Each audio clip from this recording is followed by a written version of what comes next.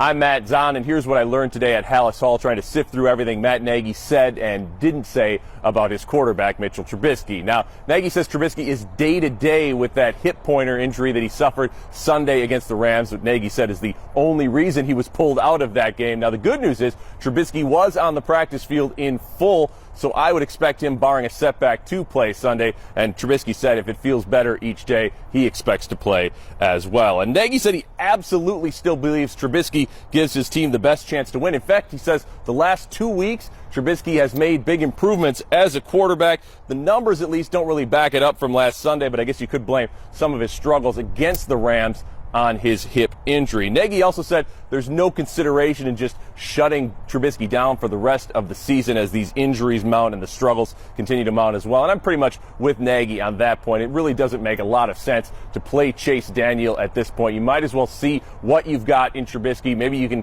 learn something more about him these last few weeks, because the playoffs probably aren't happening this year. And one final thing, looks like no change will be coming at the kicker position. Matt Nagy said he hasn't even talked to Eddie Pinheiro yet after his 2 missed field goals on Sunday. That actually dropped Pinheiro to 25th in the NFL in kicking percentage. Despite that, Nagy says they still have confidence in him, so don't expect a change there.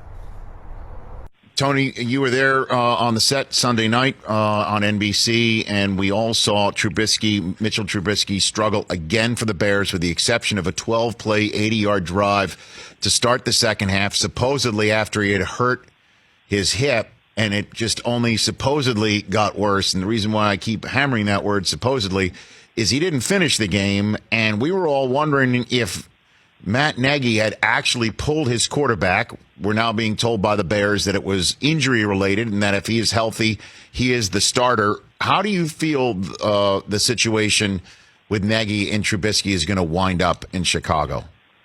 I think they believe in Mitch Trubisky. I think the city is against him right now. I think he still has the backing of his team, his teammates, the front office. So I think he's going to be okay to continue to move forward. We were watching the game in the studio, and when Al Michaels said, we get word from the Bears PR that they don't know what happened, no report. To me, that was a mistake. If that was truly being pulled from injury, knowing the situation, if I was Matt Nagy, I would have told our PR department, he's injured, hip injury, that's why he's out, get that out to the newspaper, to the booth, because I don't want any speculation that they're taking him out because of performance. You got to know, that's not what you normally do, but in this situation, you got to nip all that in the bud, and you've got to say, we still have confidence in our quarterback. Now, is that something that happens on the sideline? You're a coach, you're in the middle of a game, obviously you just gave up a touchdown to put you down by 2 scores, which is a monumental gap for you to try and bridge because of how poor your offense is going, and then somebody comes up to you and says to you, why is Trubisky out, and you have to deal with a member of the PR staff during a game? Is that what happens? If you're a first-year coach or a second-year coach, maybe you're not thinking that way. You're trying to figure out how you're going to score twice and get back in this game. But if you have been in this at all, and if you've been in the Chicago media market especially, and the way the season has gone for Mitch, you have to think about that. And you can't say, I'll deal with this later, I'll deal with this on Monday, because that's what we're all thinking. We're watching the game and saying, why is he taking Mitch Trubisky out now? And you do have to get ahead of the game in certain situations. For more of The Rich Eisen Show, tune to Audience Channel 239 on DirecTV for free on BR Live, or download the Rich Eisen Show app. Whenever Nagy benched Trubisky, they had a shot on Pace. If Pace wasn't in the know of that benching happening, that is a big storyline going forward between Nagy and Pace being on completely different pages, especially about the starting quarterback. And I think now that Mitchell Trubisky is back full go in practice, tough guy, just a couple of days after a bruised hip bone that makes you come out of the game with 3 minutes left when your adrenaline's at an all-time high on a Wednesday to be able to practice, let's assume that that injury wasn't that bad. It sure feels like Pace told Nagy this week, hey, we are back with Trubisky. I don't know what you're doing. Am I accurate in thinking that as a guy that's been on both sides? I I mean, you're not even going. I mean, that's completely accurate. Like, that doesn't even need to have a conspiracy theorist to it. I mean, look, let's play the facts, right? Have you ever been a part of a team where Nagy claims that Trubisky got looked at halftime, and then when he was going to pull him, that Daniels never had a chance to at least warm up in the bullpen? I mean, there was no warm-up. Like, if you know you're going to pull them, right? You've been on that sideline. How many times have you seen it say... I've warmed up before. Yeah, exactly. Right? Like, hey, look, I think Mitch ain't right. MVP Mitch ain't right. Let's go. That stuff didn't happen, and I think Pace is right. I think Pace was like, whoa, wait a minute, you're messing with my baby. My question is, how does Pace watch Thursday Night Football and look at Deshaun Watson last night and say, you know, I was right about MVP Mitch. He's better than this guy. Well, and isn't that something, though, that if he comes out and admits that he was wrong, that he'll get buried for even more, and he definitely loses his job? Now, granted, he's going to lose his job. I mean, this team was good, and then it got terrible, and it's mostly around the pick that he made. Patrick Mahomes' MVP conversation. Deshaun Watson, who Deb was when he called Michael Jordan, is there. So let's assume Pace isn't in a perfectly comfortable occupation right now. But if he comes out and admits that he was wrong on Mitchell Trubisky, is that worse or better for his case going forward with the Chicago Bears? Well, I think it shows he's more interested in winning than winning his way. I think oftentimes, and this happens in the NFL more than not, and it happened when I worked at the Raiders, it became more about how we won as opposed to whether we win or not. Like, ego shouldn't be involved in what's right for the team. And let's face it, the longer he clings to it, the players in the locker room lose respect for him. Yeah, they won't play for it. They're going to say, look, if this guy can't see it, this guy's, they'll all say it to his face how nice they are because they know he controls their pocketbook. But in that locker room, when they're all having their summit and they're all having their meeting, they're like, are we kidding ourselves with this quarterback? I mean, look at Khalil Mack's play this year. He's not even close to what he was last year. Our team was told by somebody in a team gathering, wasn't Chuck, but it was another person, said that if we were able to put aside our egos and buy in completely, our team could be really good. At this game, we were 4 games into Trent Richardson being forced as our starter. He had not done well. And the person that was telling us to put aside our egos was refusing to do so. And the entire room, as soon as we get in the locker room, goes, did you listen to that guy just talk right there to us as if he isn't the problem here? That's a real thing. Trust in a locker room is a big thing, the entire, from top to bottom. That's why when Bill Belichick does things, he can do it because the players trust that it's going to win. Whenever newer coaches come in and try to do something that Belichick does, players are like, you don't have a resume to be doing what you're doing right now. I don't know if this is going to work. It could be tough. But the way Belichick does things, I don't know if anybody's ever going to be able to do it that way again. Well, it's the Rokon Show with Anna DeVlantis right here on 720 WGN and Pat. No. Pat. I got You're thinking Patrick Mahomes? Pat Tomasulo? Pat Tomasulo and Patrick Mahomes are on the Super Celebrity Hotline. It's actually, Ed Obradovich is on the Super Celebrity Hotline. And good evening. Yeah. What's so good about it, Obie? It's nice to be alive. Yeah, I guess that's it. True. Yeah. Count your blessings. In the greatest country on planet Earth. All right. Amen. All right, I'll take that. And the Hawks are playing well, so I got that going for me. All there right, you go. Let's. Well, now that you've had some time to sleep on it and think about it, I'd like you to explain how we're going to make the playoffs this year, OB. Go ahead and go. I mean, is there a shot? Yes, there is. I mean, but, it just has – and for that to happen, Ro, I mean, there's got to be a complete philosophy change offensively. Totally and completely different. We start out, we go to L.A., we know it's going to be a hard win if we can get it out there. My God, we start out 3 times. I think we were on the 30-yard line one time, 29, and I think again around the 30-yard line. So you're down there 3 different times to start the game. And the last time I checked, when you have the ball and it's 1st and 10, you have 4 downs. Okay? Now the red zone is the 20-yard line, and that's what they call it, okay? Mm-hmm. On the 30-yard line, you've got a lot of room for your wideouts routes to get separation, and there's a lot of passing room. Not one time did we try to go into the end zone and score a touchdown. We had 12 plays. 12. We're a 4-5 team. We're struggling. We're playing away, and we get down into that area. And again, I cannot say it enough. Not one time do we try to score a touchdown on 3 different tries, which comes to 12 plays. Now, you tell me this head coach Nagy knows what he's doing? No, I can't tell you that. That is not common sense. That is sheer stupidity. You got to take what it gives you. You got to understand the situation. Where are you in this league? You're fighting for your life. You got 53 players out there giving it everything they can, and you're giving them misdirection. And there's nobody going to tell me different. Well, one thing that I will say is the defense did show up. Right, the defense played well. The defense, there were takeaways.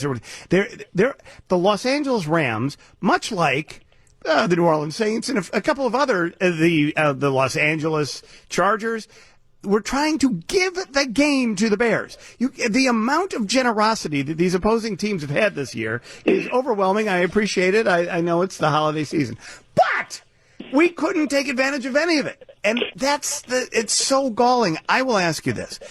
Do you think that Mitchell Trubisky was crying on the sideline? Because I do. I think he was crying. And there's no crying in football. Well, funny you should ask that question. Dan and I, we looked at this, and there he is with that head embrace that they do so well. And I looked at Dan and looked at me. I said, Dan, is that kid crying? I said, is he crying? And to me, it looked like it crying, and to Dan Hampton, it looked like he was crying too. Some very questionable play calling again from Matt Nagy. To your point, though, B, I'm thinking about that 3rd and 1 where he called an option, and we found out now that I think that was in the third quarter. At that point, Matt Nagy had found out about Mitch Trubisky's hip injury and how it had slowed him. 1, why would you call it an option play and have your quarterback run? 2, why would you call that play That's why on I don't 3rd believe and it. short? It's pretty clear. There's a little more to that play. When that play, if you looked at it, the ace back, he was 10 yards behind the line of scrimmage. Not the usual 6 or 7. He was 10. The other thing that wasn't so smart about it, he runs an option play with the quarterback into the short side of the field. Yep. I mean, the play was doomed to fail. Right. It was totally and completely doomed to fail. I mean, he's got to hand off play calling duties, right? I mean, there's no question anymore to Mark Helfrich, the offense coordinator, or to someone. I think Mitch. You get to Mitch. Let Mitch do it. Well, I think you're absolutely correct, because I'll tell you something. You know, I mentioned there's a lot of things that are going to start really, really going bad here. You know, we're at home here. Come the Giants, they won 2 games. Oh my God, could you imagine if we lose to the Giants? Oy vey. And then after that, then starts the real hard play from week to week to week. And I'll tell you what, again, our defense, it's there, it's still working, it's still available to make a run at getting to the Super Bowl, but offensively we have absolutely no chance, none whatsoever, because basically of the game planning, offensive game planning, and Nagy calling the plays. It's mind-boggling. And you know what, Ryan Pace, the Bears general manager, there was a big article in the Tribune, it's like, why did they draft Trubisky? And they asked Pace, and he didn't want to be interviewed for that column on Sunday. Here's the funny thing about it. Actually, it's tearful. Pace, in his analyzing Deshaun Watson, Patrick Mahomes, and Mitchell Trubisky. And these are his words that I'm going to tell you. All right, here we go. All right. What he saw in Mitchell Trubisky compared to the other two, not accuracy, he had sharp accuracy. No, he doesn't. Ability to read defenses. That's one of his big faults. Do you remember him?